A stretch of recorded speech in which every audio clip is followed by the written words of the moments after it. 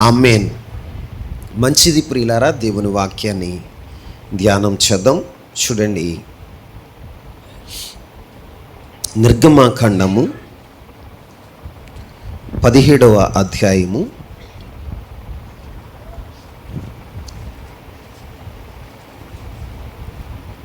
6వ వచనాన్ని చదువుదాం. ఇదిగో అక్కడ హోరేబులోని బండ మీద నేను నీకు ఎదురుగా నిలిచెదను. నీవు ఆ బండను కొట్టగా ప్రజలు త్రాగుటకు దానిలో నుండి నీళ్లు బయలుదేరునని మోషేతో సెలవీయగా మోషే ఇశ్రాయేలీయుల పెద్దల కన్నుల ఎదుట అట్లు చేసెను. చాలండి. ఇక్కడ చదువుకున్న లేఖన భాగాన్ని ధ్యానం చేసినప్పుడు ఇశ్రాయేలు ప్రజలు ఐగుప్తుని విడిచి కనాను దేశానికి బయలుదేరి వెళుతున్న మార్గమధ్యములో రెఫదీము అనేటువంటి ప్రాంతానికి వచ్చారు. ఎక్కడికి వచ్చారు? రెఫదీము అనే ప్రాంతానికి వారు వచ్చారు. వారు వచ్చినప్పుడు అక్కడ ఆ రెఫదీములో వారికి త్రాగటానికి నీళ్లు లేవు. ఏం లేవు? తాగటానికి నీళ్లు లేవు. నీళ్లు లేనప్పుడు మోషేతో వారు వాదించుచు త్రాగుటకు మాకు నీళ్ళిమ్మని మోషేను అడిగినప్పుడు, నాతో వాదింపనేలా, యెహోవాను శోధింపనేలా అని మోషే వారితో చెప్పితే వారేమంటున్నారో తెలుసా? ప్రజలు నీళ్లు లేక దప్పిచేత ఇదిగో ఈ అరణ్యంలో మమ్మలను చంపుటకు ఐగుప్తులో సమాధులు లేవని, ఇదిగో దప్పిచేత మేము ఈ అరణ్యంలో చావటానికి మమ్మల్ని తోడుకొని వచ్చావా అని మోషే మీద సణుక్కుంటూ ఉన్నప్పుడు దేవుని సన్నిధిలో మోషే ప్రార్థించగా దేవుడు అంటున్నాడు, మోషే, మీ సమస్యకు పరిష్కారం మీ ఎదురుగానే ఉన్నది. ఆమేన్. మీ సమస్యకు పరిష్కారం మీ ఎదురుగానే ఉన్నది అని దేవుడు సెలవిస్తున్నాడు. ప్రియులారా, ఈ రోజున మన జీవితాల్లో కూడా లోకాన్ని, పాపాన్ని విడిచిపెట్టి వాగ్దాన దేశమైన పరమసియోనుకు బయలుదేరిన మన జీవితాల్లో శత్రువుల చేత విడిపింపబడిన మన జీవితాల్లో మన అరణ్య యాత్రలో కొన్ని సమస్యలు వస్తాయి, కొన్ని అవసరతలు కలుగుతాయి. ఈ రోజున ఏ సమస్యలు వచ్చినా ఏ యొక్క అవసరతలు కలిగినా మన దేవుడు మన సమస్యకు పరిష్కారం మన ఎదుటే ఉంచుతాడు. ఆమేన్. ఆయన మన ఎడల, మన కుటుంబం ఎడల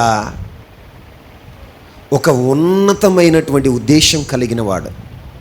ఆమేన్. ఉన్నతమైన సంకల్పాన్ని కలిగిన వాడు. మీరు ఎలా చెప్తారయ్యా,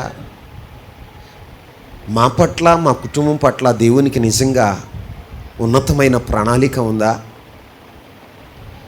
ఎలా చెప్పగలరు అని మీరు అడగొచ్చు.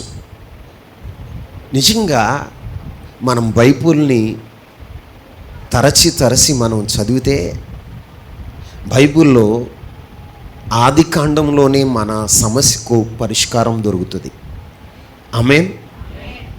ఏంటి ఆ సమస్యకు పరిష్కారము అంటే, దేవుడు మానవుని తయారు చేసే ముందు ఈ సృష్టి అంతటిని తయారు చేసి మానవునికి కావలసిన వనరులన్నీ ఆయన సమకూర్చి మానవుడికి ఏదేది అవసరమో దాన్నన్నిటినీ ముందుగానే సిద్ధపరిచిన తర్వాత మానవుణ్ణి తయారు చేశాడు. ఆమేన్. మట్టిని తీసి మనిషిగా చేసి తన రూపాన్ని మనకిచ్చి తన ఆత్మతో మనల్ని నింపి తన చేతి పనులన్నిటి మీద కూడా మనకి అధికారాన్ని ఇచ్చాడు. దేవుని సంకల్పాన్ని మీరు చూడండి. నీ ఎడల, నీ బిడల ఎడల, నీ కుటుంబం ఎడల దేవునికి ఉన్నటువంటి ఉన్నతమైన సంకల్పం ఏంటో తెలుసా? నీ జీవితానికి ఏం కావాలో, నీ కుటుంబానికి ఏం కావాలో, నీ బిడ్డల భవిష్యత్తులో ఏం జరగబోతుందో, వారికి కావలసినవి ఏంటో జగత్తు పునాది వేయక ముందలే ఆయన సిద్ధపరిచి ఉంచాడు. ఆమేన్. ఎప్పుడు ఆ ప్రణాళిక నువ్వు పుట్టినప్పుడు కాదు, జగత్తు పునాది వేయక ముందలే దేవుడు నీ కొరకని ఒక ఉన్నతమైన సంకల్పాన్ని కలిగి నీకు కావలసినవన్నిటిని కూడా ముందుగానే సిద్ధపరిచి ఉంచాడు. ఆమేన్.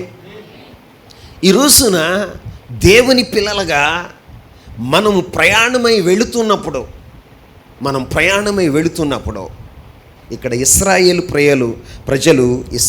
ప్రజలు ప్రయాణమై వెళుతుండగా ఎక్కడికి వచ్చారు అంటే రెఫదీముకు వచ్చారు. ఎక్కడికి? అందరూ చెప్పండి. రెఫదీము అనే ప్రాంతానికి వచ్చినప్పుడు వారు నీళ్లు లేక దప్పికొని ఉన్నప్పుడు దేవుడు అన్నాడు, మోషే, మీ సమస్యకు పరిష్కారం మీ ఎదుటే ఉంది. చూడు, నేను ఆయన ఏమని చెప్తున్నాడు? 6వ వచనాన్ని చదువుదాం మరొకసారి. ఇదిగో నువ్వు అక్కడ హోరేబు లేని బండ మీద నేను నీకు ఎదురుగా నిలిచెదను. నీవు ఆ బండను కొట్టక ప్రజలు త్రాగుటకు దానిలో నుండి నీళ్లు బయలుదేరను. ఆమేన్. దేవుడు అంటున్నాడు, మోషే, హోరేబులో ఆ బండ మీద నీకు ఎదురుగా నిలబడతా. ఏమంటున్నాడు? ఎక్కడ నిలబడతాడట? నీ సమస్య తీర్చటానికి, నీ ఇబ్బందిని తీర్చటానికి, ఈ రోజున నీ కుటుంబంలో ఉన్న అవసరతలు తీర్చటానికి ఆయన ఏం చేస్తున్నాడో తెలుసా? నీకు ఎదురుగా నిలబడి నీ సమస్యకు పరిష్కారం చేయగలిగిన వాడు నా ప్రభు అయిన యేసుక్రీస్తు ప్రభువారు. ఆయన అంటాడు, ఇదిగో నీకు నేను ఎదురుగా నిలబడతా, ఆ బండ మీద నీకు ఎదురుగా నిలబడతా. నువ్వు ఆ బండను కొట్టగానే ఏం చేయగానే, ఆ బండను కొట్టగానే ఆ బండలో నుంచి త్రాగటానికి నీళ్లు వచ్చును. ఆమేన్. ఏమొస్తాయట? నీళ్లు వస్తాయి. ఇప్పుడు బండ చిన్నది. ఇశ్రాయేలు ప్రజలు ఎంతమంది ఉన్నారు? 6 లక్షల మంది కాలుబలం. ఎంతమంది? 6 లక్షల మంది కాలుబలం. అంటే 20 సంవత్సరాల నుంచి 60 సంవత్సరాల లోపు వారు 6 లక్షల మంది. ఎంతమంది? 6 లక్షల మంది. ఇంకా పిల్లలు ఉన్నారు, స్త్రీలు ఉన్నారు, వృద్ధులు ఉన్నారు. వీరందరూ కలిసి టోటల్గా ఎంతమంది ఉంటారో తెలుసా? ఒక 20 లక్షల మంది ఉంటారు. ఎంతమంది? 20 లక్షల మంది ఉంటారు. దేవుడు ఏమని చెప్తున్నాడు తెలుసా? ఆ బండను కొట్టు. ఏమంటున్నాడు? ఆ బండను కొట్టు, అందులో నుంచి మీరందరూ త్రాగటానికి నీళ్లు వస్తాయి అని చెప్తున్నాడు. ఏమని చెప్తున్నాడు? నీళ్లు వస్తాయి అని చెప్తున్నాడు. 20 లక్షల మంది తాగటానికి ఒక బండలో నుంచి చిన్నగా నీళ్లు ప్రవహిస్తే 20 లక్షల మంది వరుసగా నిలబడి ఆ నీళ్లు త్రాగటానికి వాళ్ళు ఇష్టపడితే 20 లక్షల మంది తాగేలోగా ఎంతమంది దప్పి చేత ప్రాణాన్ని కోల్పోయే వాళ్ళు ఉంటారండి? ఎంతమంది ఉంటారు? ఒక బండలో నుంచి వస్తున్న నీరు ఎంతగా వస్తుంది ప్రియులరా? ఆ బండ ఎవరో తెలుసా? ఆ బండ ఎవరో తెలుసా? చూడండి, కొరింథీయులకు రాసిన మొదటి పత్రిక 10వ అధ్యాయం 4వ వచనాన్ని చదువుదాం. కొరింథీయులకు రాసిన మొదటి పత్రిక 10వ అధ్యాయం 4వ వచనం. అందరూ ఆత్మ సంబంధమైన ఒకే పానీయమును పానము చేసిరి ఎలయనగా తమ్మును వెంబడించిన ఆత్మ సంబంధమైన బండలోనిది త్రాగిరి. ఆ బండ క్రీస్తే. ఇప్పుడు బండలో నుండి నీరు వస్తుందంట. ఎక్కడి నుంచి? బండలో నుండి నీరు వస్తుంది. ఎంత నీరు వస్తుంది? ఎంత వస్తే 20 లక్షల మంది దప్పిక తీరుతుందండి? ఎంత నీరు వస్తే 20 లక్షల మంది దప్పిక తీరుతుంది? ఆ బండలో నుంచి నీరు ఎలా వచ్చిందంట తెలుసా? నీరు ఎలా వచ్చిందో తెలుసా? కీర్తనల గ్రంథం 78వ అధ్యాయం 15వ వచనాన్ని చదువుదాం. అరణ్యములో ఆయన బండను చీల్చి సముద్రమంత సమృద్ధిగా వారికి నీరు త్రాగనిచ్చాను. ఆమేన్. 20 లక్షల మంది ఒక బండలోని నీరు ఎంత వచ్చిందో తెలుసా? సముద్రమంత సమృద్ధి. ఎంతండి? చెప్పండి. సముద్రమంత సమృద్ధి. బండలో నుంచి కొంచెం రాలా నీళ్ళు, కొంచెం రాలా కొంచెం వస్తే 20 లక్షల మంది నీరు తాగటానికి ఎంతో సమయం పట్టేది. కానీ దేవుడు ఏం చేశాడో తెలుసా? ఆ అరణ్యంలో బండని చీల్చి సముద్రమంత సమృద్ధి ఇచ్చాడట. ఎంత? సముద్రమంత సమృద్ధి. ప్రియులారా, విచిత్రం ఏంటో తెలుసా? 40 సంవత్సరాలు ఈ బండ ఇశ్రాయేలుని వెంబడించింది. ఎవరిని వెంబడించింది? చెప్పండి. ఇశ్రాయేలుని వెంబడించిన బండ. వెంబడించిన బండ 1 సంవత్సరం 2 సంవత్సరాలు కాదు, 40 సంవత్సరాలు వారు ఎక్కడికి వెళితే అక్కడికి ఆ బండ కూడా వారిని వెంబడించిందిగా ఉందంట. ఆమేన్.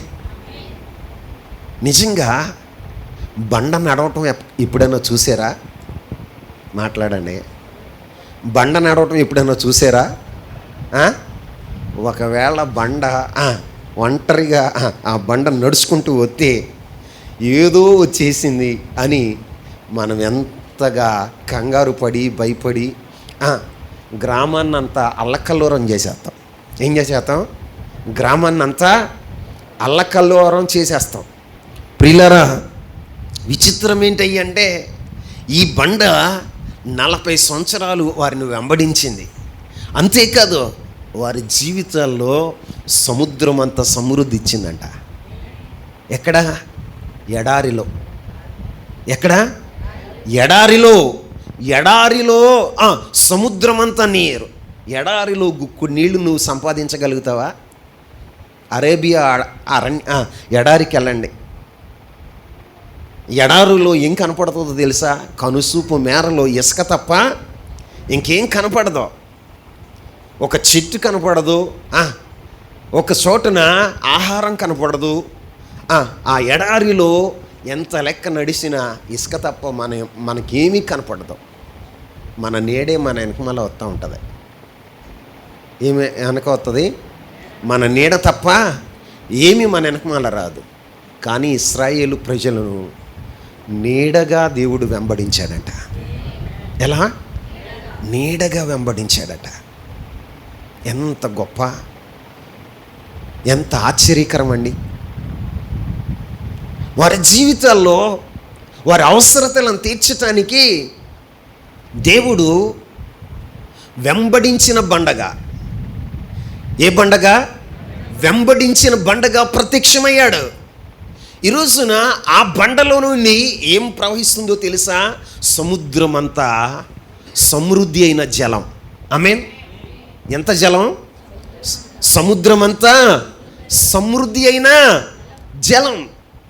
ఈ రోజున నీ దప్పిక తీర్చటానికి, నీ కుటుంబం యొక్క అవసరతలు తీర్చటానికి, ఈ రోజున నీ కుటుంబంలో ఉన్నటువంటి సమస్యలను తీర్చటానికి నా దేవుడు నీ ఎదుట నిలబడబోతున్నా. శుభ సంవత్సరం ఈ సంవత్సరం. ఈ సంవత్సరం నా దేవుడు సముద్రం అంత సమృద్ధి నీకు ఇవ్వబోతున్నాడు. ఆమేన్ చెప్పండి. అందరికీ ఎట్లా ఉంటుందో తెలియదు, కానీ మనకు మాత్రం సమృద్ధి దేవుడు ఇవ్వబోతున్నాడు. ఆమేన్. ఆ సమృద్ధి ఏంటో తెలుసా? ఆ నీళ్ళేంటి? నీళ్ళంటే గుటుకు గుటుకు తాగే నీళ్లు కాదు. ఎప్పుడు ఇదే మాట చెప్తానని అనుకోమాకండి. ఆ నీళ్ళు ఏంటి అంటే యోహాను శుభవార్త, యోహాను శుభవార్త 7వ అధ్యాయం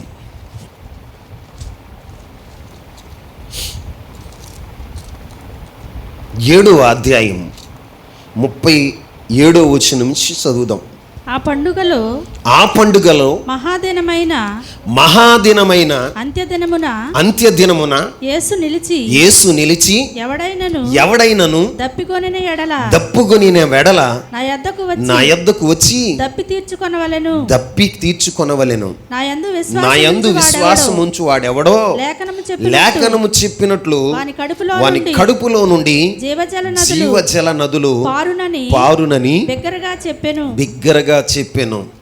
తన యందు విశ్వాసముంచువారు పొందబోవు ఆత్మను గూర్చి ఆయన ఈ మాటలు చెప్పెను. ఆమేన్. ఆయన చెప్తున్న మాట ఏంటో తెలుసా? ఈ నీరేంటో తెలుసా? ఎవడైనాను దప్పికొని ఎడలా నా యొద్దకు రండి, మీరు దప్పి తీర్చుకోండి అని ప్రభు అంటున్నాడు. ఇప్పుడు ఇశ్రాయేలు ప్రజలు దప్పికొన్నారు. ఇప్పుడు ఎక్కడికి వచ్చారు అంటే హోరేబులో నిలిచినటువంటి బండ దగ్గరకు వచ్చారు. ఎక్కడికి వచ్చారు? బండ దగ్గరకు వచ్చారు. ఆ బండ ఎవరై అంటే ప్రభు అయినా యేసుక్రీస్తు. ఇప్పుడు యేసుక్రీస్తు ప్రభు వారి దగ్గరకు వచ్చిన తర్వాత వారి దప్పిక తీరిందంట. ఆమేన్. ఏం తీరింది? దప్పిక తీరింది. ఈ రోజున నీ జీవితంలోనైనా నా జీవితంలోనైనా మన అందరి జీవితాల్లో దప్పిక కలుగుతుంది. అది ఏ దప్పికో తెలుసా? ఆత్మ సంబంధమైన దప్పిక. ఆమేన్ చెప్పండి. ఆత్మ సంబంధమైన దప్పిక. ఈ రోజున దేవుని సన్నిధిలో కూర్చున్న నా ప్రియమైన సహోదరుడా సహోదరి, మన ఆధ్యాత్మిక జీవితంలో 3 ఘట్టాలు చెప్తా. ఎన్ని ఘట్టాలు? 3 ఘట్టాలు చెప్తా. మొదటి ఘట్టం ఏంటి అంటే విడుదల. చెప్పండి. విడుదల. ఇశ్రాయేలు ప్రజలు ఎక్కడి నుంచి విడుదల పొందారు అంటే ఐగుప్తు నుండి విడుదల పొందారు. శత్రువుల చేతిలో నుండి విడుదల పొందారు. పొందిన తర్వాత వారికి ఏమి కలిగి ఉన్నారై అంటే దప్పిక కలిగి ఉన్నారు. ఏం కలిగి ఉన్నారు? విడుదల పొందిన తర్వాత వారికి ఏమి ఇవ్వబడినాయో తెలుసా? నీళ్ళు ఇవ్వబడి. ఏమి ఇవ్వబడి? ఎడారిలో నీళ్ళు ఇవ్వబడిని. ఎక్కడ? ఎడారిలో నీళ్లు ఇవ్వబడిని. ఈ రోజున మన జీవితంలో కూడా పాపము నుండి విడుదల పొందిన మన జీవితాల్లో, శాపము నుండి విడుదల పొందిన మన జీవితాల్లో, ఈ రోజున వ్యసనాల నుండి విడుదల పొందిన మన జీవితాల్లో, లోక ఆచారాల నుండి విడుదల పొందిన మన జీవితాల్లో, సాతానీయ బంధకాల నుండి విడుదల పొందిన మన జీవితాల్లో కూడా ఏం జరగాలో తెలుసా? నీళ్ళు మనకి కావాలి. ఆమేన్. ఏం కావాలి? నీళ్లు కావాలి. వాళ్ళు యాత్ర చేస్తున్నారు, మనం కూడా యాత్ర చేస్తున్నాం. వాళ్ళు కనాను దేశానికి యాత్ర చేస్తుంటే మనము సియోనికి యాత్ర చేస్తున్నాం. ఎక్కడికి? సియోనికి యాత్ర చేస్తున్నాం. మన జీవితాల్లో మన యాత్రలో మనకు అవసరమైంది ఏంటంటే నీళ్లు అవసరమైంది. ఆ నీళ్ళు ఏంటంటే పరిశుద్ధాత్మ దేవుడు. ఆమేన్. రక్షణ పొందిన తర్వాత నువ్వు విడుదల పొందిన తర్వాత గొర్రెపిల్ల రక్తం చేత విమోచించబడి వారు ఎర్ర సముద్రంలో బాప్తీసం తీసుకున్నారు. ఎక్కడ? ఎర్ర సముద్రంలో బాప్తీసం తీసుకున్నారు. బాప్తీసం తీసుకున్న వారి జీవితాల్లో ఏం జరిగిందో తెలుసా? ఇప్పుడు పరిశుద్ధాత్మ అభిషేకాన్ని పొందుకున్నారు. ఏం పొందుకున్నారు చెప్పాలి? పరిశుద్ధాత్మ అభిషేకాన్ని పొందుకున్నారు. ఎడారిలో నీరు దొరకటం అంటే ఏంటి?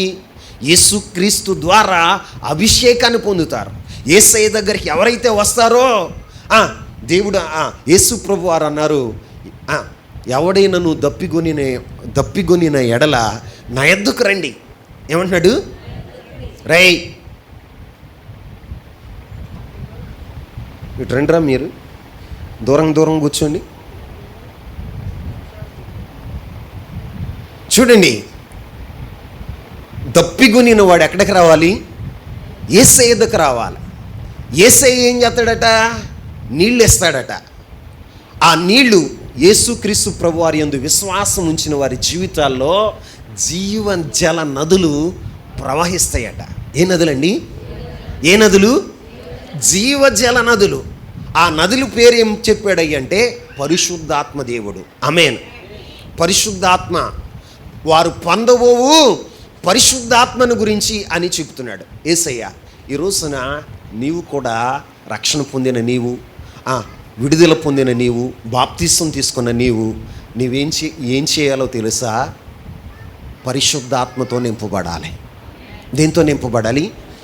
పరిశుద్ధాత్మతో నింపబడాలి. పరిశుద్ధాత్మతో నింపబడాలి. ఈ పరిశుద్ధాత్మతో నింపబడటానికి మరి మనం ఏం చేయాలి? యేసయ్య దగ్గరకు వస్తే సరిపోతుందా? ఏమండి, సరిపోద్దా? యేసయ్య పరిశుద్ధాత్మని ఇవ్వటానికి ఆయన ఏం చేశాడో తెలుసా?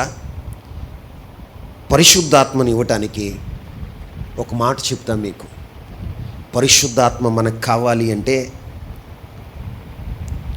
ఒక వ్యక్తి పరిశుద్ధాత్మను పొందుకోవాలి అంటే ఆ వ్యక్తి సిలువ వేయబడిన వ్యక్తిగా ఉండాలి. ఏం చేయబడిన వ్యక్తిగా ఉండాలి? సిలువ వేయబడిన వ్యక్తిగా ఉండాలి.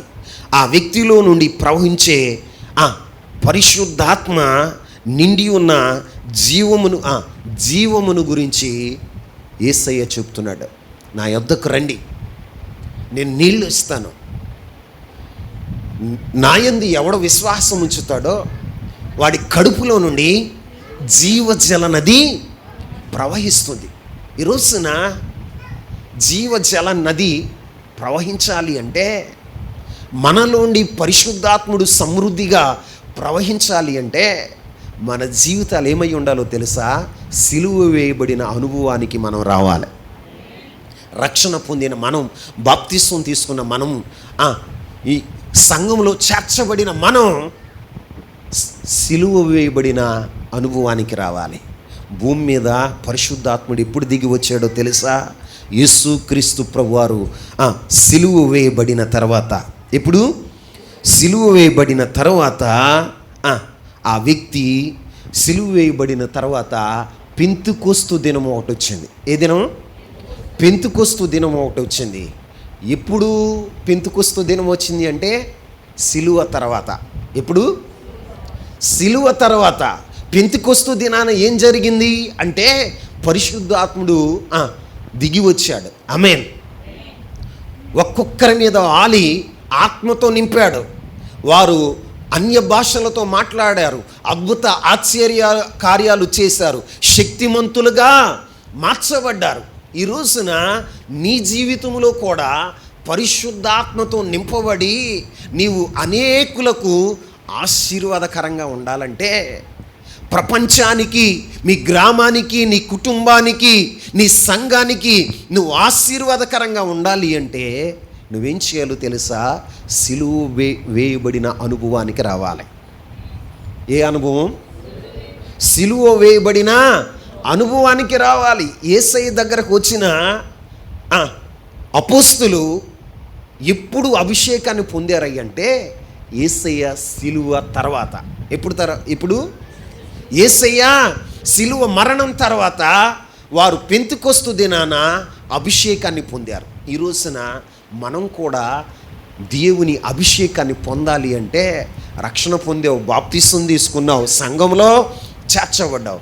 అయితే నీలో నుంచి జల నదులు ప్రవహించాలి అంటే, పరిశుద్ధాత్ముడు నీలో నుండి సంపూర్ణంగా ప్రవహించాలి అంటే, అనేకుల యొక్క దప్పిక తీర్చే వ్యక్తిగా, అనేకులకు ఆశీర్వాదకరమైన వ్యక్తిగా నువ్వు మార్చబడాలి అంటే నువ్వు ఎలా మారాలో తెలుసా? నువ్వు ఎలా మారాలి? సిలువ వేయబడిన అనుభవానికి రావాలి. ఏ అనుభవం? రక్షణ పొందిన నీవు సిలువ వేయబడిన అనుభవానికి వచ్చావా?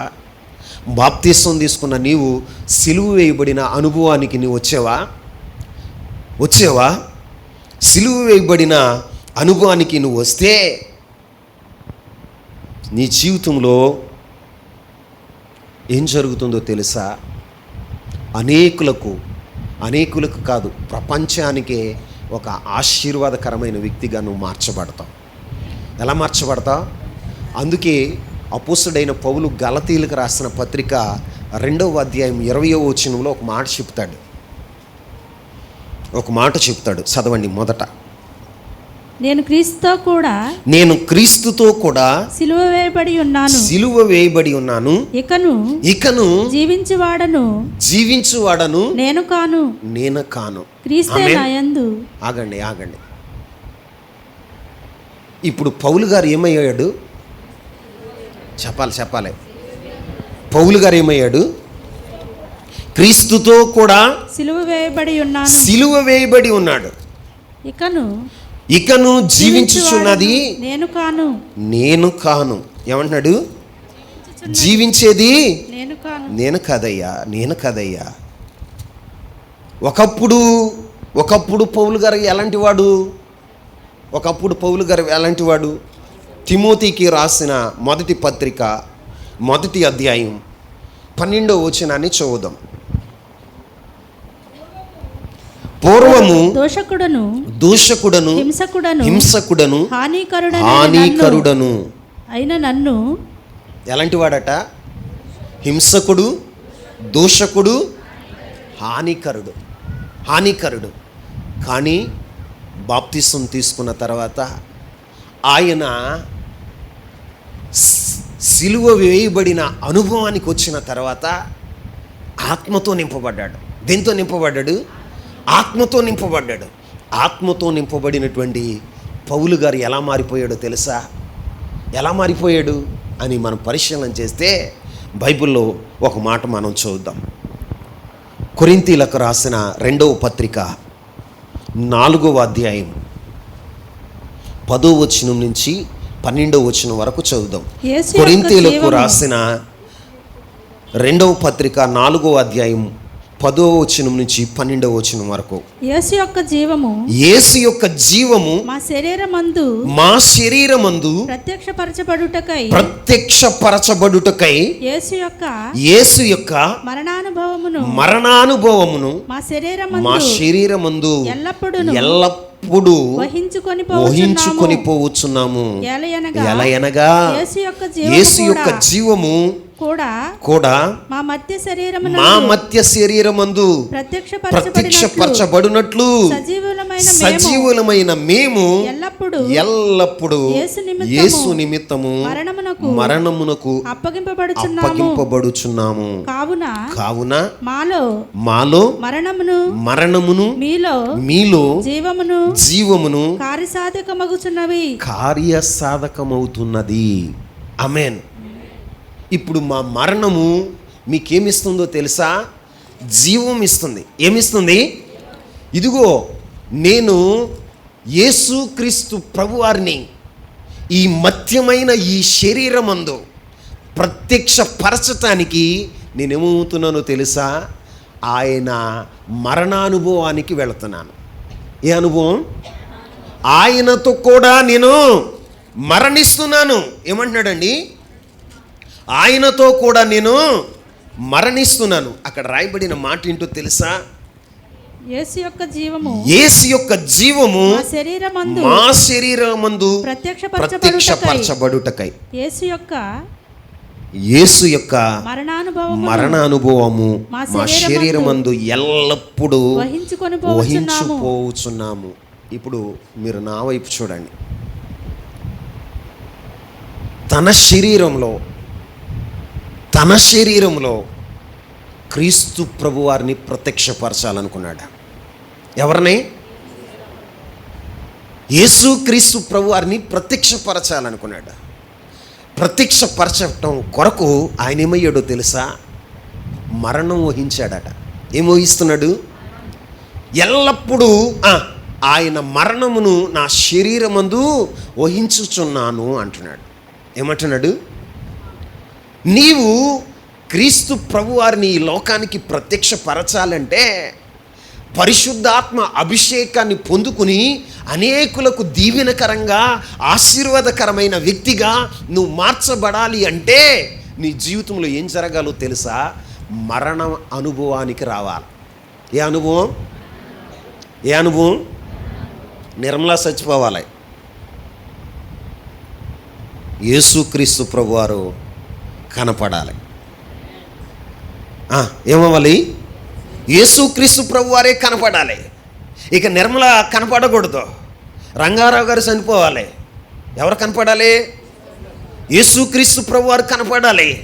ఇప్పుడు రమేష్ చనిపోవాలి. రమేష్లో ఎవరు కనపడాలి? మాట్లాడాలి. యేసుక్రీస్తు ప్రభువారు. నీ శరీరంలో ఒకప్పుడు నీ ఆలోచనలు ఎలాంటివో తెలుసా? అపోస్తుడైన పౌలు యొక్క ఆలోచనలు ఎలా, వ్యక్తిత్వం ఎలాంటిదో తెలుసా? ఆయన అంటాడు, పూర్వము నేను దోషకుడను, హానికరుడను, హింసకుడను. ఎలాంటి వాడు? హింసించేవాడు, దోషకుడు, హానికరుడైన వాడు. ఇప్పుడు ఏం చేస్తున్నాడు తెలుసా? క్రీస్తును ప్రత్యక్షపరచటానికి. ఎవరిని? క్రీస్తు ప్రభువారిని తన శరీరంలో ప్రత్యక్షపరచటానికి, క్రీస్తు ప్రభువారిని చూపించటం కొరకు ఆయన ఏమవుతున్నాడో తెలుసా? మరణమవుతున్నాడు. ఏమవుతున్నాడండి? ఎంతకాలం మరణం అయ్యాడు? బాప్తిసం తీసుకున్నప్పుడు మాత్రమే మరణం అయ్యాడా? ఎల్లప్పుడూ.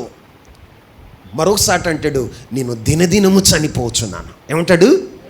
దినదినము చనిపోతుంది. ఎల్లప్పుడూ అంటే అర్థం ఏంటో తెలుసా? దినదినము కూడా మనం ఏమవ్వాలో తెలుసా? మరణ అనుభవానికి మనం రావాలి. క్రీస్తు మనలో ప్రత్యక్షపరచబడాలి అంటే మనం చనిపోవాలి. డానీ గారులా ఉంటే క్రీస్తు కనపడ్డా. డానీ గారు చనిపోయిన తర్వాతే క్రీస్తు కనపడతాడు. ఎవరు కనపడతారు? క్రీస్తు కనపడతాడు. అపోస్తులైన పౌలు కూడా ఈ మధ్యమైన ఈ శరీరమందు సర్వోన్నతుడైన, సర్వాధికారి అయిన, సకల ఆశీర్వాదాలకు కారణభూతుడైన యేసుక్రీస్తు ప్రభువారిని ప్రత్యక్షపరచటానికి ఈ శరీరమందు ఆయన ఏం చేస్తున్నాడు తెలుసా? మరణాన్ని వహిస్తున్నాడు. ఏమవుతున్నాడు? ఎల్లప్పుడూ చనిపోతున్నాడట. ఎల్లప్పుడూ మాటల్లో చచ్చిపోతున్నాడు, క్రియల్లో చచ్చిపోతున్నాడు. ఒకప్పుడు ఎలాంటి వాడు? దోషకుడు, హింసకుడు, హానికరుడండి. ఇప్పుడు హింసిస్తుంటే ఏం చేస్తున్నాడు తెలుసా? ఏం చేస్తున్నాడు? తిరిగి హింసిస్తున్నాడా? నిందిస్తుంటే తిరిగి నిందిస్తున్నాడా?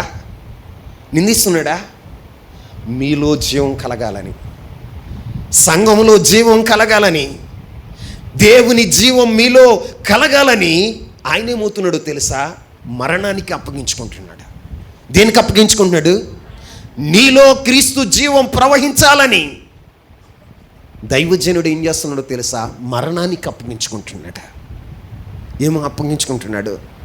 నువ్వు క్రీస్తు జీవం కనుపరచాలంటే నీ కుటుంబంలో, నీ భర్తలో, నీ పిల్లలలో, నీ యొక్క రక్త సంబంధికులో క్రీస్తు జీవం ప్రవహించాలి అంటే నువ్వేం చేయాలో తెలుసా?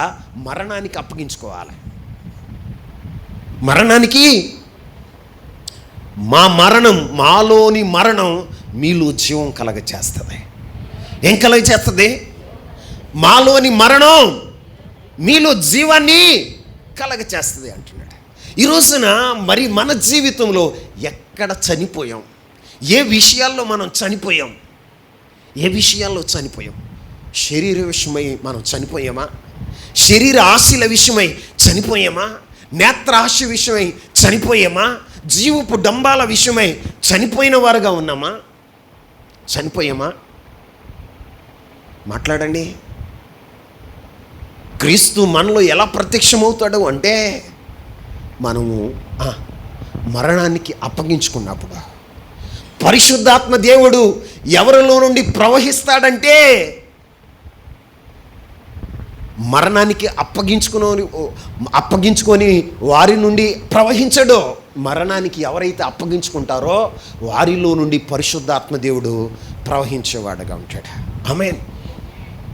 వారు అనేకులకు దీవెనకరంగా ఉంటారు. వారు అనేకులకు ఆశీర్వాదకరంగా ఉంటారు. ఆత్మను పొందుకుంటే ఏం చేస్తావో తెలుసా? ఎవరికి హాని చేయవు. ఏం చేయవు? ఎవరికి హాని చేయవు. నీ వలన ఎవరికి నష్టం కలగదో. దేవుని ఆత్మను పొందుకున్నప్పుడు నీ జీవితంలో ఎవరిని దూషించవు, పళ్ళెత్తి మాట్లాడవు. ఈరోజున నీ జీవితంలో దేవుని ఆత్మను నువ్వు పొందుకున్నప్పుడు ఎవరికి నష్టం కలగ చేయవు. ఎవరిని హింసించవు అండి. నీ భార్యను తిట్టవు, నీ భర్తను తిట్టవు, నీ పిల్లలను తిట్టవు. నీ నోరు అదుపులో ఉంటుంది. ఆమేన్. ఏముంటుంది? అదుపులో ఉంటుంది. నిజంగా మన జీవితాల్లో మనం పరిశుద్ధాత్మను పొందుకోవాలి. పరిశుద్ధాత్మ మన రెండో స్టెప్ ఏంటంటే, మొదటిది విడుదల, రక్షణ. ఏంటి? రెండవది ఏంటో తెలుసా? మన జీవితంలో పరిశుద్ధాత్మను పొందుకోవాలి. ఎవరైతే పరిశుద్ధాత్మను పొందుకోవాలని ఆశపడతారో వారి జీవితాల్లో మరణ అనుభవానికి రావాలి. ఏ అనుభవానికి? కొంతమంది మరణ అనుభవాలు రావు. ఇక్కడ మాత్రం మందిరంలో మాత్రం స్తోత్రం స్తోత్రం స్తోత్రం స్తోత్రం స్తోత్రం. ఏంటి?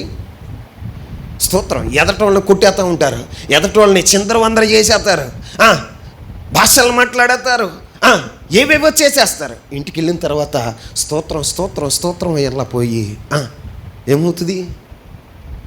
సుడిగాలు వచ్చేస్తుంది. ఏ గాలి? సుడిగాలు వచ్చేది. సుడిగాలు వచ్చినప్పుడు ఏమవుతుంది తెలుసా? కనపడేటువంటి పరిసర ప్రాంతాల్లో ఉన్న చెత్త అంతా ఏమవుతుంది? తిరుగుతూ ఉంటుంది, గుండ్రంగా తిరుగుతూ ఉంటుంది. ఇంటికి వెళ్ళంగానే సుడిగాలి. నీలో ఉన్న లోక సంబంధమైన మలినాలన్నీ కూడా ఏమవుతాయో తెలుసా? నీలో గుండ్రంగా తిరుగుతూ ఉంటాయి. అల్లకల్లోలం చేసేస్తాం. సుడిగాలు వచ్చినప్పుడు చూసారా? ఆ పరిసర ప్రాంతాలంతటిని అల్లకల్లోలం చేసేద్ది. నీవు కూడా మందిరంలో ఉన్నప్పుడు మాత్రమే ఆత్మ పొందుకుంటావేంటి? మరి ఇంటికి కూడా కనపడాలిగా ఆత్మ కనపడాలా వద్దా? ఆ ఆత్మ నీలో ఉన్నప్పుడు ఏం చేస్తావో తెలుసా? ఒకప్పుడు దూషకుడు, హింసకుడు, హానికరుడండి. నిజంగా పౌలు గారి గురించి ధ్యానం చేస్తూ ఉంటే ఒక మాట చదవండి. కొరింథీయులకు రాసిన 2వ పత్రిక 6వ అధ్యాయం 10వ వచనాన్ని చూడండి. ఘనత వలనను సుకీర్తి దుష్కీర్తుల వలనను దేవుని పరిచారకులమై ఉండి అన్ని స్థితులలో మమ్మను మేమే మెప్పించుకొనుచున్నాము. మేము మోసగాడమైనట్లుండి సత్యవంతులము తెలియబడిన వారమైనట్లుండి బాగుగా తెలియబడిన వారము చనిపోవచ్చున్న వారమైనట్లుండి ఇదిగో బ్రతుకుచున్న వారము శిక్షించబడిన వారమైనట్లుండి చంపబడిన వారము దుఃఖపడిన వారమైనట్లుండి ఎల్లప్పుడూ సంతోషించు వారము. ఆమేన్. ఆమేన్. అక్కడ రాయబడిన మాట ఏంటో తెలుసా?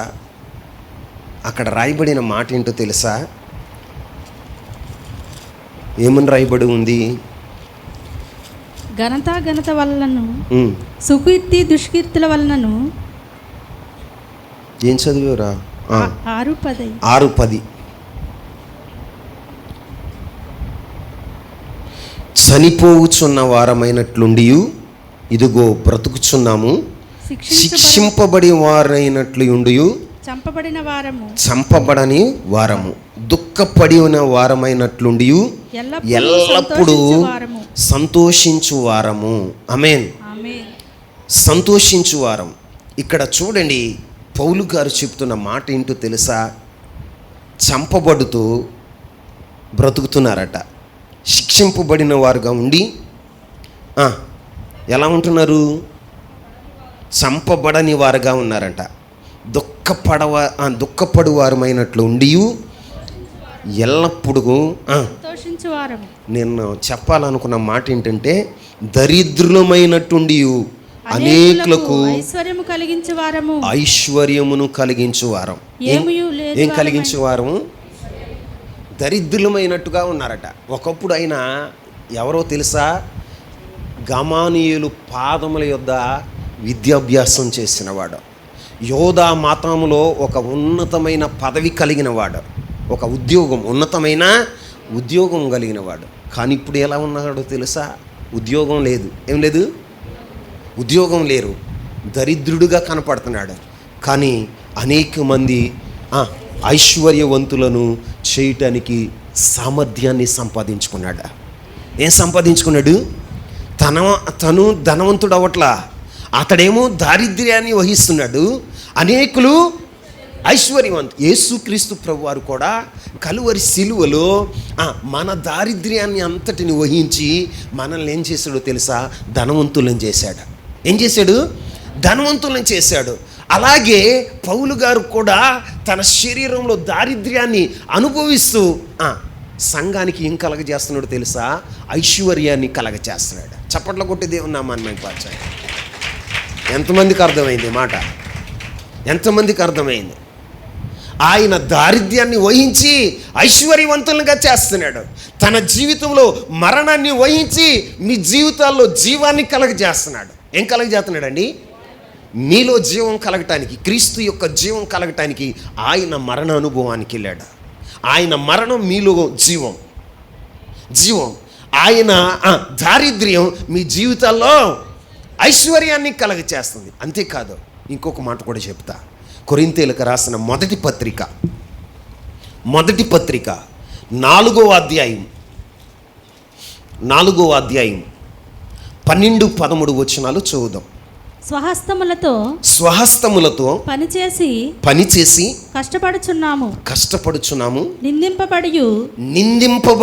దీవించుచున్నాము. ఏం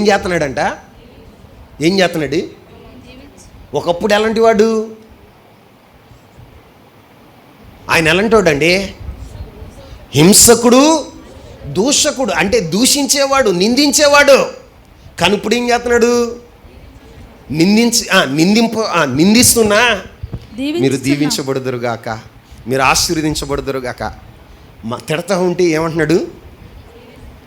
నిందించబడి దీవిస్తున్నాడు. ఏం చేస్తున్నాడు? దీవిస్తున్నాడు. ఎందుకు దీవిస్తున్నాడో తెలుసా? యేసుక్రీస్తు ప్రభువారు కూడా నిందించబడి ఏం చేయబడి రక్షణ కార్యాన్ని మన కొరకు ఇచ్చిన వాడుగా ఉన్నాడు. సిలువలో శ్రమనందుతో, దూషించబడుతో ఆయన ఏం చేశాడో తెలుసా? మనకి రక్షణ కార్యాన్ని ఆయన చేతే పౌలు గారు నిందించబడచ్చు దీవిస్తున్నాడు. ఏం చేస్తున్నాడు? కారణం ఏంటో తెలుసా? ఆయన శరీరం ముందు మరణానుభవానికి వెళ్ళాడు. ఆత్మతో నింపబడటానికి, యేసుక్రీస్తు ప్రభువారిని ప్రత్యక్షపరచటానికి ఏం చేస్తున్నాడో తెలుసా? నిందిస్తూ ఉంటే, ఒరే నువ్వు మోసగడవరా, నీవు లంచగొండోడువరా, అది ఇది అని పౌలు గారిని నిందిస్తుంటే ఆయన ఏం చేస్తున్నాడో తెలుసా? చిరునవ్వు నవ్వుతూ ఏమంటున్నాడో తెలుసా? అమ్మా, చిరునవ్వు నవ్వుతూ ఏం చేస్తున్నాడు? దీవిస్తున్నాడు. ఏం చేస్తున్నాడు? మరి నువ్వు నిందించబడుతున్నప్పుడు దీవిస్తున్నావా?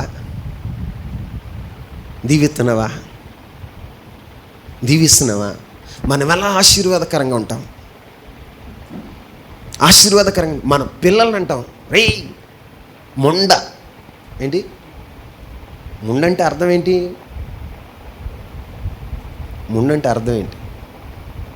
నువ్వేమో సౌభాగ్యంగా ఉండాలి, నీ పిల్లేమో ఎట్లా ఉండాలి? నువ్వు మాట్లాడేదానికి దేవుడు ఏం చేస్తాడో తెలుసా? ప్రధాన యాజకుడై ఉంటాడు. మనం మాట్లాడే ప్రతి మాట దేవుని పిల్లలమైన మనం ఆలోచించి మాట్లాడాలి. తొందరపడకూడదు.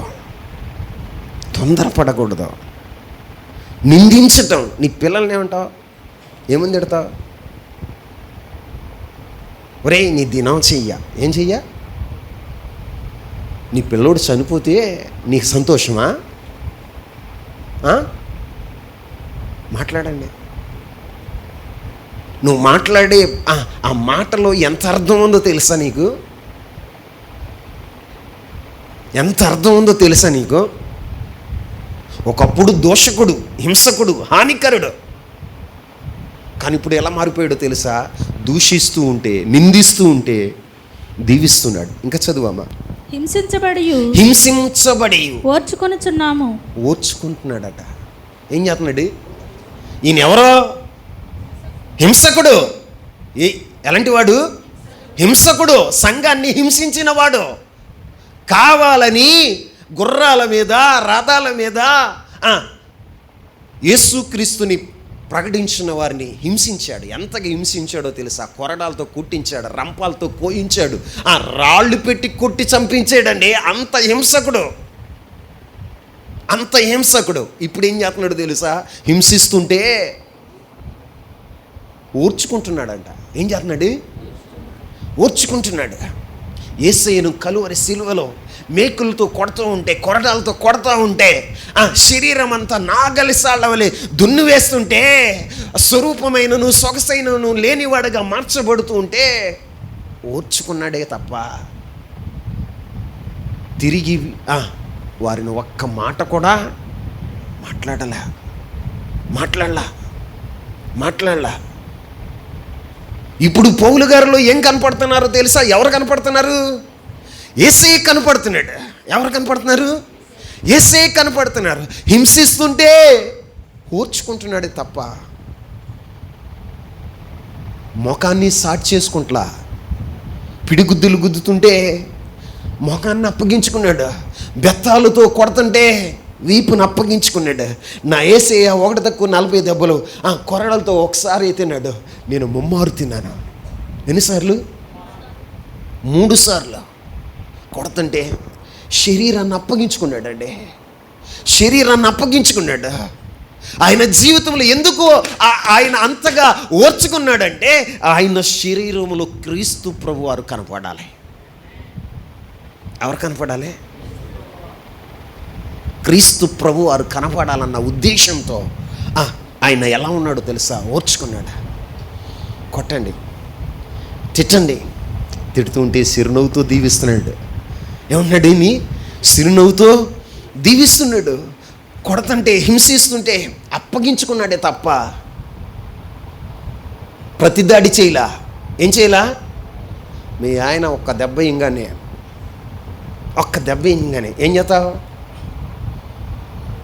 పక్కన కుండ ఉందా, చెంబు ఉందా, కర్ర ఉందా, చీపురు గట్ట ఉందా, ఏముందో నీ కొడుకు ఏమవుతుందో తెలుసా? పూనకం వచ్చేది.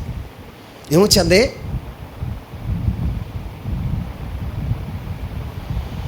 కొడుతున్నాడు అనుకో, అప్పగించుకో. టప్ టప్ అని 2 దెబ్బలు వేసినప్పుడు అట్లాగే కదలకుండా మెదలకుండా రాయిలాగా అట్లా నిలబడ్డావు అనుకో, కొట్టు. 1 దెబ్బ వేస్తాడు, 2 దెబ్బలు వేస్తాడు స్పీడ్గా. ఇదేంట్రా శీలించట్లేదు? తప్పు చేశాను. ఏం చేశాను అనుకుంటాడు? తప్పు చేశాను. యేసుక్రీస్తు ప్రభు వారు నీలో కనపడితే అనేకుల మార్పుకి నువ్వు కారకుడు అవుతావు. అనేకులకు ఆశీర్వాదకరమైన వ్యక్తిగా నువ్వు నిలబడతావు. ఈరోజున వాక్యం వింటూ నీ జీవితంలో ఎవరిని కనపరచాలో తెలుసా? క్రీస్తు ప్రభు వారిని. హింసిస్తున్నప్పుడు ఓర్చుకున్నాడట. దూషిస్తున్నప్పుడు ఇంకొక మాట కూడా ఉంది, దూషింపబడి బతిమాలుకొనుచున్నాము. ఏం చేస్తున్నాడు అమ్మా? ఎవరినండి దూషించేవారిని ఏమంటున్నాడు తెలుసా? బాబా అమ్మమ్మ అని బ్రతుములాడుతున్నాడట. ఏం చేస్తున్నాడు? బ్రతుములాడుతున్నాడట.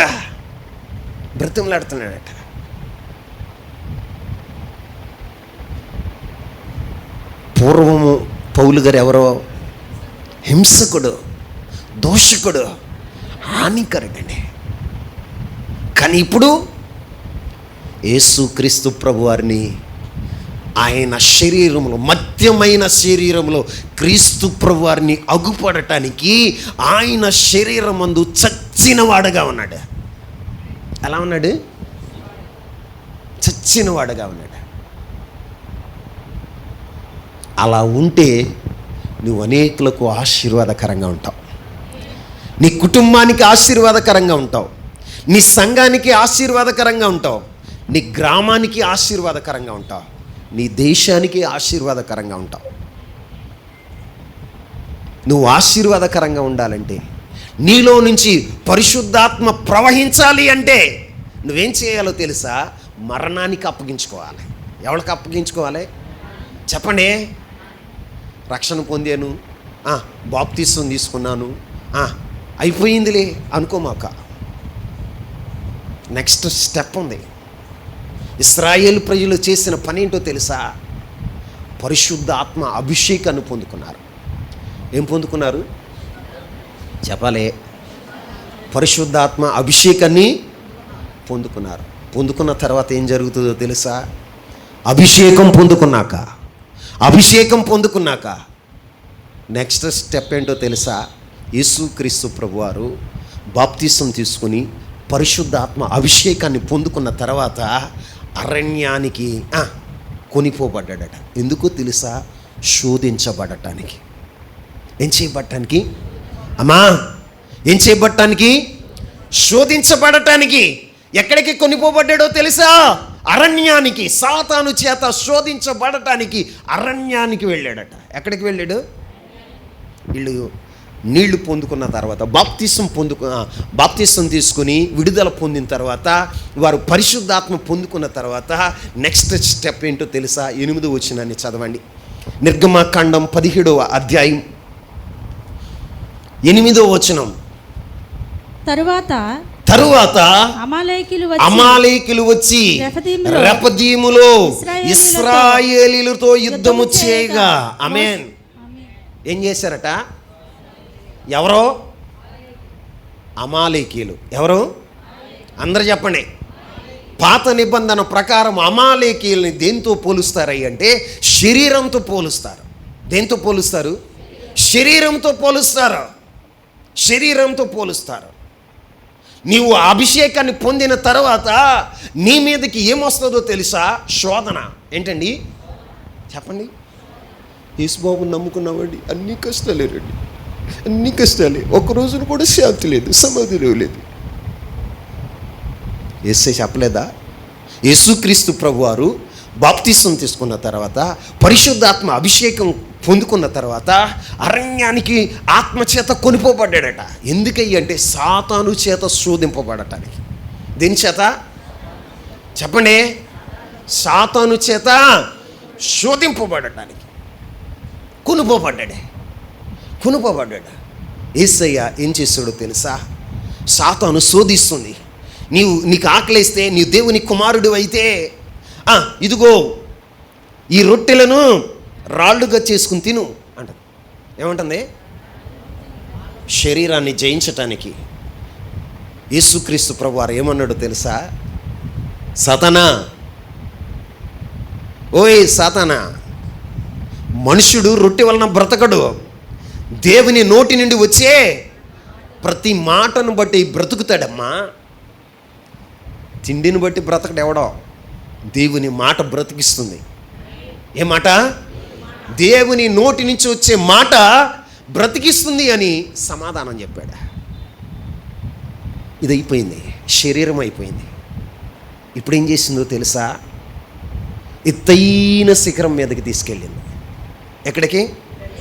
ఎత్తైన శిఖరం మీదకి తీసుకెళ్ళి, ఇదిగో ఇక్కడి నుంచి నువ్వు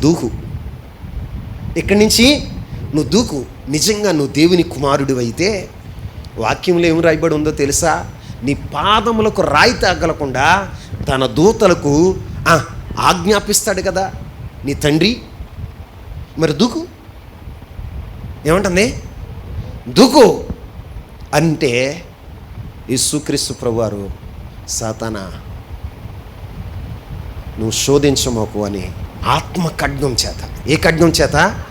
ఆత్మ ఖడ్గం చేత సాతాన్ని జయించిన వాడగా ఉన్నాడు. సాతాను ఇంకేం చూపించిందో తెలుసా? లోక మహిమ చూపింది. ఏం చూపింది? లోకమంతా ఒక్క రౌండ్లో అలా తిప్పేసి వచ్చేసింది. ఇదిగో చూసావా, ఈ లోక మహిమను చూడు ఒకసారి. ఇదంతా ఎవరి చేతిలో ఉందో తెలుసా? ఎవరి చేతిలో? నా చేతిలో ఉంది. పదవైనా, ధనమైనా, పేరైనా, ప్రఖ్యాతి అయినా ఏమంటుంది? నా చేతిలో ఉంది, నా చేతిలో ఉంది అని చెప్తుంది. నువ్వు నాకు సాగిలు పడితే, ఏం చేతే? సాగిలు పడితే ఇవన్నీ నీకు ఇచ్చేత. నువ్వు సిలువ మరణం పొందవసరంలా, ఈ లోకాన్నంతా నీకు అప్పగించేత. నువ్వు నాకు సాగిలు పడు. దేవుడు గద్దించాడు సాతాన్ని, గద్దించాడు. దేవునికి లోబడినప్పుడు, నువ్వు దేవునికి లోబడితే సాతాన్ని గద్దింతే అది నీ యొద్ద నుండి పారిపోయేదిగా ఉంటుంది. ఆమేన్. తండ్రికి లోబడ్డాడు కాబట్టి సాతాన్ని గద్దించాడు. ఏం చేశాడు? నీ దేవుడైన యెహోవాకు తప్ప మరి ఎవ్వరికీ సాగిలు పడకూడదని నీకు తెలీదా? ఏం మాట్లాడుతున్నావు నువ్వు? పా అన్నాడు. ఏమన్నాడు? పో అన్నాడు. అది వెళ్ళిపోయింది. ఈ రోజున నీ జీవితంలో ఎదురయ్యే శోధనల్ని జయించాలి అంటే నువ్వేం చేయాలి?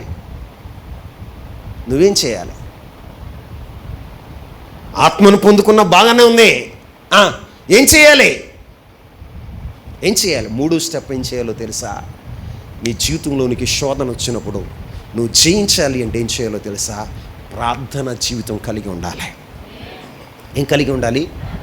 యేసయ్య చెప్పలేదా? మీరు శోధనలో పడకుండానట్లు మీరు ఎల్లప్పుడూ ప్రార్థన చేయండి. ఏం చేయాలి?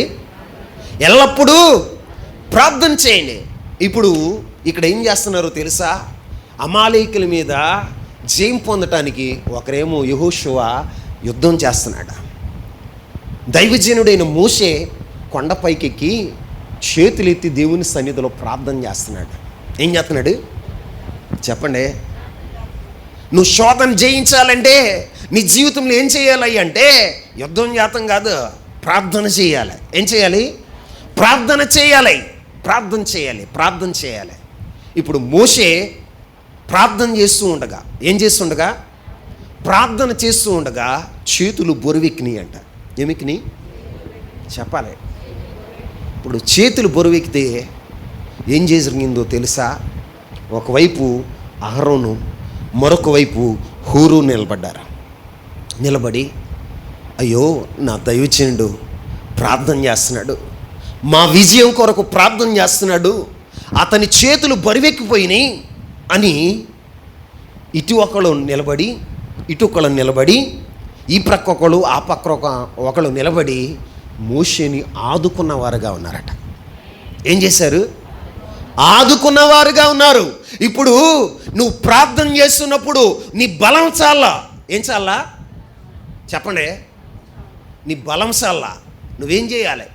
సాతాన్ని జయించాలంటే, లోకాశను జయించాలి అంటే నీ బలం చాలా. ఏం చేయాలి? చెప్పండి? సహకారులను చూసుకోవాలి. ఎవరని చూసుకోవాలి? ఎవరో సహకారులు? సంఘం. ఎవరో సంఘం.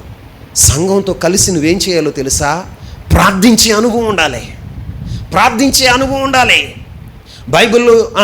బైబిల్లో మోషే ఒక్కడే అభిషేకం పొందినవాడు, ఆత్మను పొందుకున్నవాడు, దేవుని చేత పిలువబడినవాడు.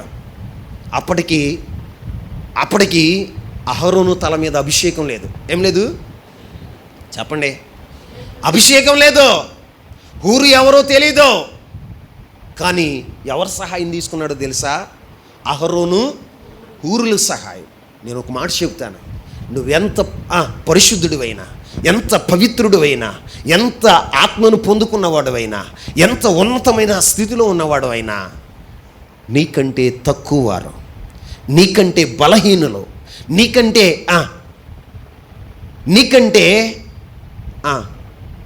బలహీనులైన వారిని నువ్వేం చేయాలో తెలుసా? వారి సహాయం తీసుకోవాలి. ఏం తీసుకోవాలి? సహాయం తీసుకోవాలి. సంఘంలో బలహీనులు ఉంటారు. ఎవరుంటారు? బలహీనులు ఉంటారు. వాస్తవమే. నువ్వు ఆ విషయంలో బలహీనుడురా, నీ ప్రార్థన నాకు వద్దు అనకూడదు. మనం ఏం చేయాలో తెలుసా? ప్రార్థన సహాయాన్ని కోరాలి. ఏం కోరాలి? ప్రార్థన సహాయాన్ని కోరాలి. నువ్వు ప్రార్థన చేయటానికి నువ్వు నిలబడితే ఒక్కడు 1000 మంది తరిమితే 1000 మందిని తరిమితే ఇద్దరు ఎంతమందిని తరుముతారో తెలుసా? 10,000 మందిని. ఎంతమందిని? 10,000 మందిని తరుముతారు. ఇద్దరు కలిసి ప్రార్థన చేస్తే, సంఘమంతా కలిసి ప్రార్థన చేస్తే జయ జీవితాన్ని పొందుతారు. ఏం పొందుతారు? జయ జీవితాన్ని పొందుతారు. ఈ రోజున మీ జీవితాల్లో, మీ కుటుంబాల్లో లోకం మీద, పాపం మీద, శరీరం మీద, సాతాను మీద, సమస్తమైన వాటి మీద జయం పొందాలంటే నువ్వు ప్రార్థిస్తున్నావు. నీ బలం చాలినప్పుడు నువ్వేం చేయాలో తెలుసా? సంఘంగా కూడుకోవాలి. ఏం చేయాలి? సంఘంగా కూడుకోవాలి. సంఘ ప్రార్థనలో నువ్వు జయ జీవితాన్ని కలిగి ఉందువుగాక. మోషే చేతులు నిటారుగా ఉన్నప్పుడు ఇశ్రాయేలు ప్రజలందరూ జయం పొందారు. చేతులు బరువెక్కినాయి. మోషే దింపేస్తున్నాడు. అప్పుడు శత్రువులు గెలుతున్నారు, అమాలేకులు గెలుతున్నారు, శరీరం గెలుతుంది, సాతాను గెలుతుంది. అప్పుడు ఏం చేశారు? అహరోను హూరులు చెరువు ప్రక్కన నిలబడి మోషేని ఆదుకున్నారట. ఏం చేశారట? ఆదుకున్నారట. ఇప్పుడు నువ్వు సహాయం తీసుకోవాలి. సంఘ సహాయాన్ని తీసుకోవాలి. విశ్వాసుల సహాయాన్ని తీసుకోవాలి. నేనొక్కడే ప్రార్థన చేస్తాను, నేనొక్కడిని ప్రార్థన చేస్తాను. అంత పోటీవా? దేవునితో ముఖాముఖిగా మాట్లాడిన మోషేనే చేతులు బలహీనమైపోయి, ఏమైపోయి? చేతులు బలహీనమైపోయి, బరువెక్కిపోయిపోయి చేతులు దింపేశాడు. నువ్వెంత, నేనెంత? మనం ఏం చేయాలో తెలుసా? సంఘం సహాయాన్ని మనం తీసుకునే వారుగా ఉండాలి. అప్పుడు ఆ సహాయంతో మన శత్రువుని జయించుదుముగాక. ఒక్కరు 1000 మంది, ఇద్దరు కలిసి 10,000 మందిని తరిమే అభిషేకంతో మీరు నింపబడుదురుగాక. ఈ శుభదినాన నీ జీవితంలో నీవు సాతాని మీద జయం పొందుదువుగాక. ఈ రోజున మొదటిది విడుదల, రెండవది అభిషేకం, మూడవది జయ జీవితం. ఏంటండి? జయ జీవితం. ఈ సమస్యలన్నిటికీ పరిష్కారాన్ని నీ ఎదుటే ఉంచాడా? ఎవరు ఎదుట ఉంచాడు? నీ ఎదుటే ఉంచాడా? అవి నీ ఆత్మ నేత్రాలు తెరిచి, ఏ నేత్రాలు? ఆత్మ నేత్రాలు తెరిచి నువ్వు వెలుచూపు చూడ. మాకు ఏ చూపు చెప్పండి? వెలిచూపుతో చూస్తే సణుకుతో. వెలిచూపు చూసేవారు ఏం చేస్తారో తెలుసా? మాటి మాటికి సణిగేవారుగా ఉంటారు. అదే విశ్వాస నేత్రాలతో చూసిన వారు దేవుని ఎల్లప్పుడూ స్తుతించేవారుగా ఉంటారు. 15వ అధ్యాయంలో స్తుతించారు. 15వ అధ్యాయం కిందకు వచ్చేసరికి సణిగారు. ఏం చేశారండి? సణిగారు. 17వ అధ్యాయంలోకి వచ్చేసరికి తిండి లేదని సణిగారు. 17వ అధ్యాయంలోకి వచ్చారు, నీళ్లు లేవని. అరే, ఐగుప్తు నుండి విడిపించటానికి 10 అద్భుతాలు చేశాడే. 10 అద్భుతాలు చేసాడే. ఆలోచన ఉందా? మనం విడుదల పొందామంటే వాళ్ళు విడుదల పొందటానికి యుద్ధాలు చేశారా? ఏమంటే ఇశ్రాయేలు విడుదల పొందటానికి యుద్ధాలు చేశారా? మాట్లాడరు. చేశారా? మరి ఏమన్నా ఘనకార్యాలు వాళ్ళు చేశారా? వాళ్ళు ఏమి చేయలే. దేవుడే చేశాడు. నీవు రక్షణ పొందటానికి, నీవు బాప్తీసం తీసుకోవటానికి, ఈ రోజున నీవు లోకము నుండి వేరవటానికి నువ్వేమన్నా చేసావా? నీ భక్తి ఏమన్నా నిన్ను రక్షించిందా? నీ ప్రార్థన ఏమన్నా రక్షించిందా? దేని చేత రక్షించబడ్డామై అంటే కృపచేత రక్షించబడ్డాం. దేని చేత? కృపచేత. నువ్వేం చేయలా, నువ్వేమి ప్రార్థన చేయలా, నువ్వేమి దేవుని కొరకు ప్రయాసపడలా, దేవుని కొరకు సత్క్రియలేమీ చేయలా. కానీ దేవుని కృప నిన్నేం చేసిందో తెలుసా? రక్షించింది, విడుదల చేసింది. విడుదల పొందిన నీవు అభిషేకాన్ని పొందుదువుగాక. అభిషేకం పొందాలి అంటే నీ జీవితంలో చచ్చిన అనుభవం రావాలి. ఏ అనుభవం? నీ శరీరం చచ్చిన అనుభవం వచ్చినప్పుడు నీ శరీరంలో ఎవరు కనపడతారో తెలుసా? యేసుక్రీస్తు ప్రభువారు అగ్గుపడతారు. యేసుక్రీస్తు ప్రభువారు అగ్గుపడతారు. అగ్గుపడిన తర్వాత, ఆత్మను పొందుకున్న తర్వాత శోధన వస్తుంది. ఏమవుతుంది? శోధన జయించటానికి నువ్వేం చేయాలో తెలుసా? ప్రార్థన చేయాలి. నీ ప్రార్థన సరిపోకపోతే సంఘ సహాయాన్ని తీసుకుని ప్రార్థించు. అప్పుడు నా దేవుడు నీకు జయ జీవితాన్ని ఇస్తాడు. అట్టి కృప పరిశుద్ధాత్మదేవుడు మీ అందరికీ దయచేయునుగాక. మోకరిస్తారా? చేతులెత్తారా? మనసారా